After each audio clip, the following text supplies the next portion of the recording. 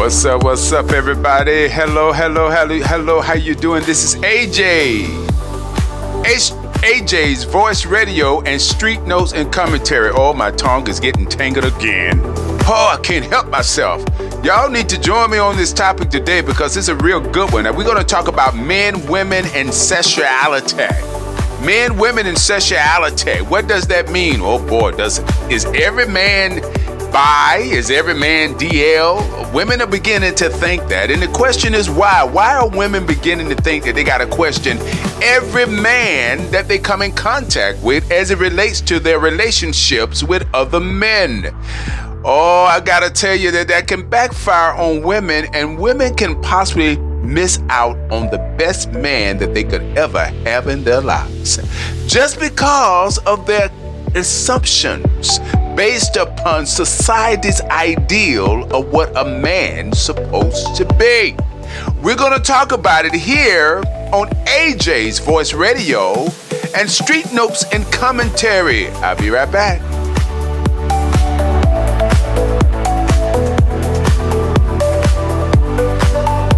This episode of Voice Radio and Street Notes and Commentary is brought to you by LCSA, Life and Community Solutions Association Incorporated.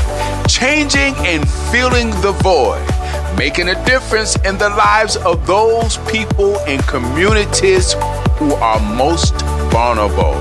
If you want to support LCSA, please visit them at lifeandcommunitysolutionsassociation.org or changeandfillthevoid.services. Hey, they can use your help. Help them fill the void in our communities.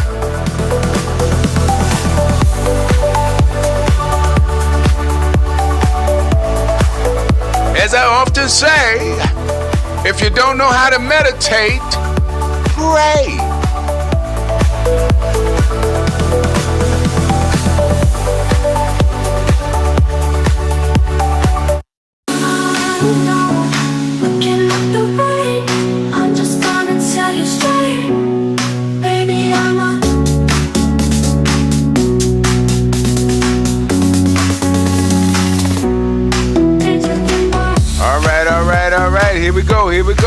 Here we go. Ow, I just love this track. Do you love it? Ow, get you in the move. Oh, I'm feeling it. I'll be right back with the top of it, everybody. Come on, join AJ.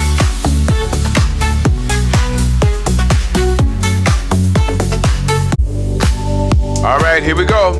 We're going to talk about men, women, and sexuality. Or should it be women and men and sexuality? I don't think it makes a difference. Hey, I'll be right back, everybody. Y'all get ready. This is a hot one today. Hot one.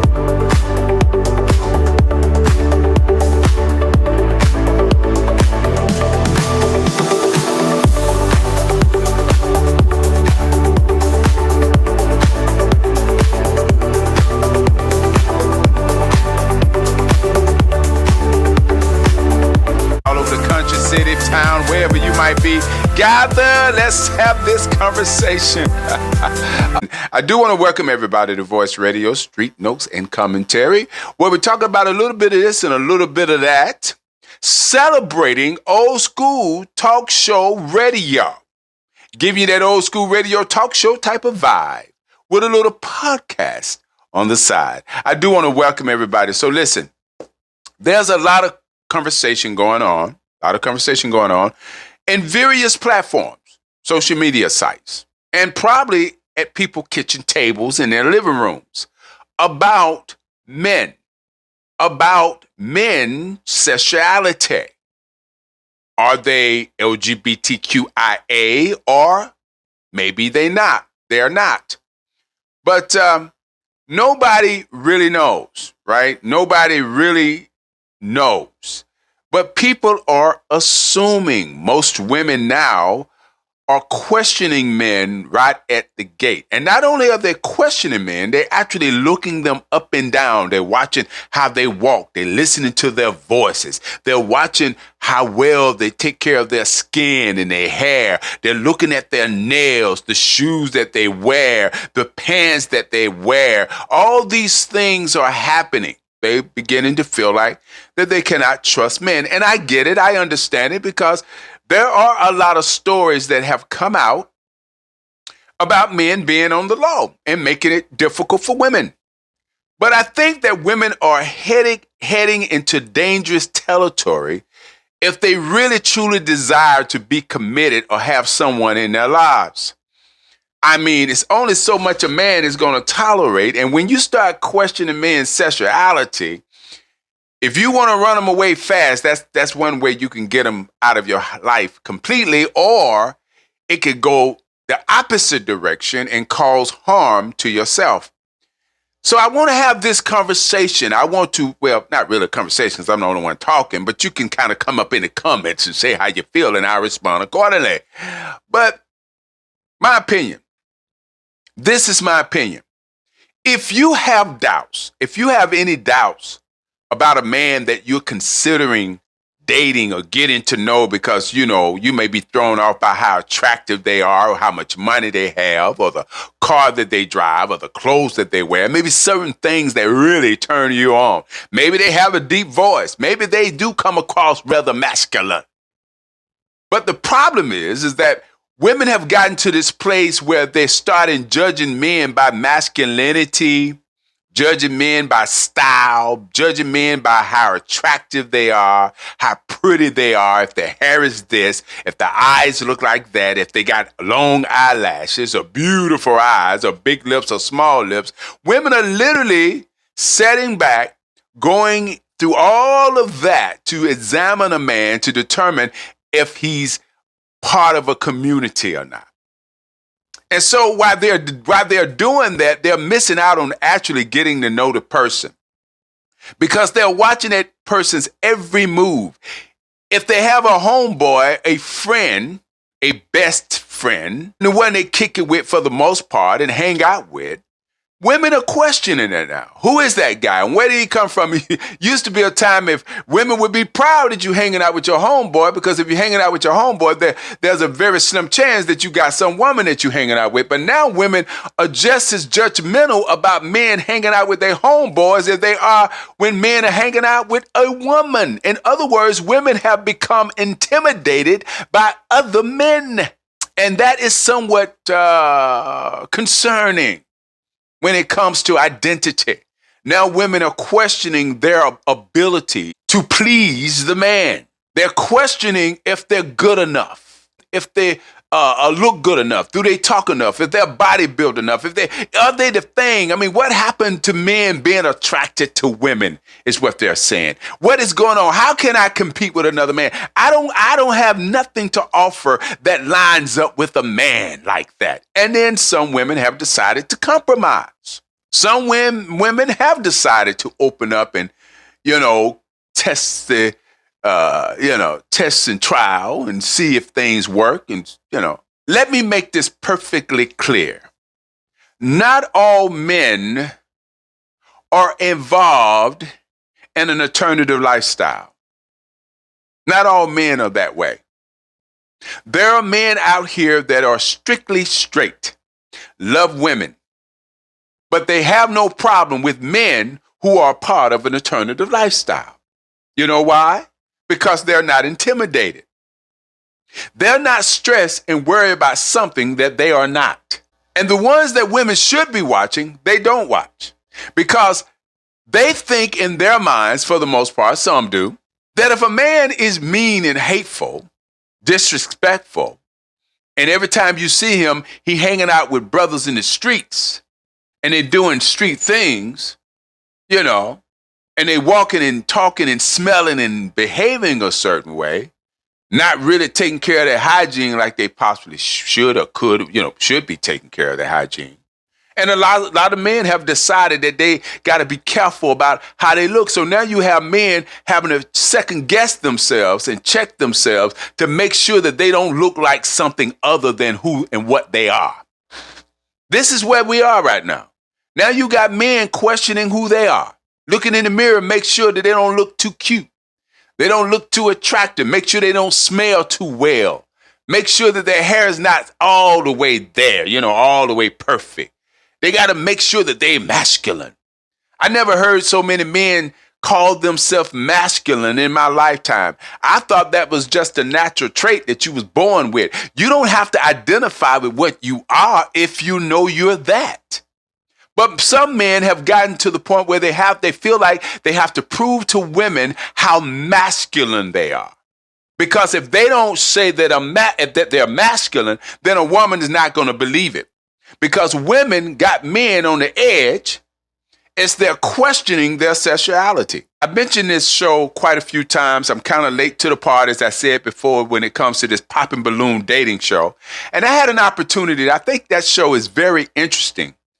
You know, I don't know if it's rehearsed. I don't know if it's staged. I don't know. I do find that sometimes it could be rather condescending and disrespectful as some of those guests behave as they interact and saying they want love and they want this and that. And the funny thing about it, most of them mention God. I hear a lot of God, but when it comes to how they interact and how they treat one another, I don't see it, but I hear it. You understand what I'm saying?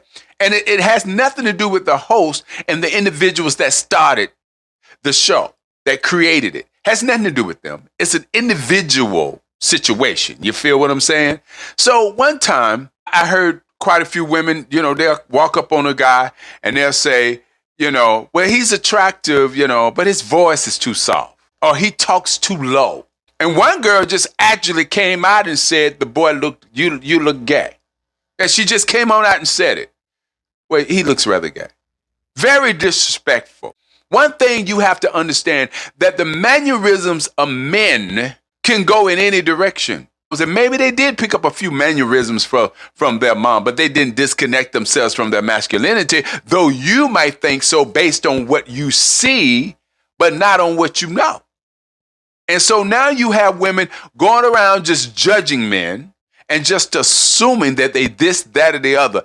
If you got to go through all that trouble to demean and screen a person out to figure out if they this, that, or the other, maybe you might want to move on to somebody else. No man wants to go through that, let alone a woman. She wouldn't want to go through it either because there are some women out here that do what they do as well, but they're not as questioned. I do understand the reason why women are cautious when it comes to that because of the many different types of stories that have been coming out within the last 10 years about men who are pretending to be one thing when they're something else because nobody's being honest and nobody's telling the truth. And no one is sitting down and having those types of conversations so they can get that type of information. They don't have time to stop for a moment and sit down and have a conversation to really find out what that person's life has been like. What was their past like? What did they experience? Because a lot of times women don't know that a lot of men have been AB'd, and they're not going to tell you. And if they do tell you, they tell you in the ways of code as they talk about their experiences in life. Some men do struggle with sexuality. I would be lying if I say that doesn't happen. They don't know which way they want to go. They are trying to figure out life and trying to figure out themselves. But that's mostly younger men. Men in their 40s, 50s, and 60s and on up already know who they are. They just haven't told you. But a lot of times, younger men are struggling. And so when you run up on a young man and he happened to be probably even more attractive than you, because that's another thing that women have an issue with, is men that are prettier than they are. And they don't wear makeup. They're not wearing anything that is womanly. They just happen to have their mother's genes and happen to be very attractive men. But women are intimidated by that. And they automatically assume, oh, I know you are this or you are that. Yet you're attracted to the man. Yet you are lusting after the man. Even though you feel like he shouldn't look that way, you want him. It's important that people start having those types of conversations to determine what is for you. Because, listen, there is no way you can escape it. Alternative lifestyles have been in this country for a very long time. And I put it in the words of an alternative because alternative lifestyles is where we are today. You can't pinpoint this, that, or the other anymore because you got all these different titles, all these different names, all these different roles and positions. You could be this person. I could be that person. We can do this, that, and the other. There's so much going on till you just got to call it what it is. Alternative lifestyles. That's what it is. Now, I'm not going to get into the logistics of whether they were born that way or whether, they just picked up a habit or whether it could be a number of situations why people are who they are, because that's life. And life have challenges. And people go through things.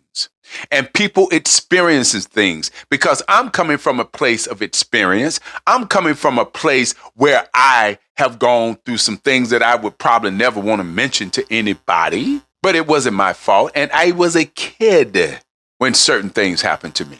And it could be more, it don't necessarily have to be anything physical. It could be verbal. It could be your dad or your mother calling you out your name. And I'm not saying that I, really remember my mother calling me out my name in that way, but I do have other relatives that did, that saw me as this, that, and the other, because I wasn't mean and I wasn't hateful and I didn't want to fight. Because I restrained from any form of fighting or any form of defending myself, because I wasn't a violent person, I was looked at a different type of way. And sometimes parents begin to call their sons and daughters certain names because they don't behave the way that society says that they're supposed to behave. And now you're being verbally AB'd. So that happens. And forgive me, I'm using these terms because I know on social media sites and different things like that, we're not allowed to say certain things. We have to be very selective and careful how we choose our words. So I try to keep this as simple as possible and not to get myself in trouble. Okay. But women, this is a message to you. If you got strong doubts about a man, you don't need to go to anybody else and ask them any questions about that man. You don't need to go to social media and try to figure out if your man is this, that, and the other. If you're already having doubts and already afraid and already thinking that your man could be this, that, and the other, why would you take it to social media and not the man that you having those thoughts about? And if you're too scared and afraid to go to the man to tell him the type of thoughts that you're having without proof, because you're going to need proof when you confront them. And if you don't have proof, then you have a decision to make. Either you're going to try to get to the bottom of your anxiety and your fears and try to address it with that person, or you're going to move on with your life. Now, that's the dating stage. But however, people do marry. They do marry individuals that were struggling with their sexuality. Later on, that person even come to finally get to that place where they want to confess and tell the truth, or the wife finds out another way and the situation ends. I say to men, this is my message to men who are struggling with their sexuality. Until you know who you are, you don't need to get too serious with any female. And if you do decide to be intimate, there needs to be protection. Protect yourself at all times. I don't care how in love you fall. I don't care what that person says to you. I don't care what you say to that person. You need to protect yourself. And when you protect yourself, not only from getting any type of STD, but you're protecting yourself from producing a child by a man that you got doubts that he are attractive to you. Now, some women had no choice because the men wasn't honest and wasn't truthful about their struggle. And they went and they carried it all the way out and had kids by the woman and did all of that. And I'm going to say this right here. Every parent is responsible for their sons and their daughters. And understand that a lot of men and women who are adults, when they fail in certain areas of life, maybe they did not get what they were supposed to get from their parents. Maybe they was trying to cry out to their parents and their parents were not listening. And instead of their parents listening, they made them feel less than what they were already feeling inside because of the struggle. And they grew up hiding because they felt shame from the start, because their parents made them feel shame. And so now they got to live in secret because of shame and fear. And yes, religion plays a part in it. My advice to women and men alike, have those types of conversations and be real with one another and tell each other the truth, because nobody deserves to hurt because of secrecy. And if you have found yourself in that type of situation where you have hurt a woman because of your secrecy, you don't need to be arrogant you need to apologize from the depth of your heart. Ask her for forgiveness because you did an awful thing to her. And you need to apologize. And a lot of times, these men get angry, they get arrogant, they get mad, and instead of telling the truth and apologizing and moving on with their lives, they try to make it more difficult for that woman who finally found out the truth, and now she is the perpetrator.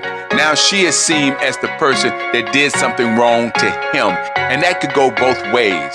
So if you want to be a good person and you really want her to forgive you, you got to first own up. You got to speak out and tell the truth that you were wrong, you misled her, you manipulated her, hiding what you already knew about yourself. Even if you were struggling, that should have been told. That, look, I'm struggling with this. I've had this happen in my life. I've had that happen in my life, and I'm struggling with this. And if she decided she still want to go into it after you told her you're struggling with it or you've had experienced it, she'll want you and still take that chance with you. If something goes south with it, then it's not all on you, because now she has a part in it. Because she knew, and she took a chance, and it didn't work. And now you both can move on with your lives.